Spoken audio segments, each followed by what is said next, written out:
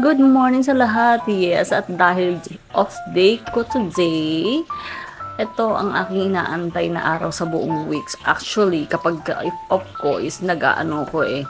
That is my cheat day. Actually, minsan nag-cheat day ako ng 12 o'clock in the morning. Minsan naman 1 a.m. in the morning. Lamon po talaga kaya kong ubusin ng isang kalderong kanin. So, ito gawain ni Ate Jam. At syempre, habang nanonood ako, 'di ba, kakain tayo ng pansit na paborito kong pansit. May naalala kong pansit dati eh. Yung nilutong pansit, alam ko tawag is pansit luglog. Pero ito, gustong-gusto kasi pansit na tuyo. Tapos, ang ginagawa ko ay, nakikita nyo ba yan? Yan, sinasaw-saw ko dyan sa suka na yan.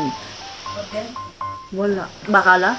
Wala pa naman, wala pang message sa akin. Ay, naku, teka lang. At ngayon na, naputol na cut dahil may nagtanong. So, ayan nga, sinasaw-saw ko sa suka. So, ganyan na kumain. Ginagawa nyo rin ba kalokohan ko na yan.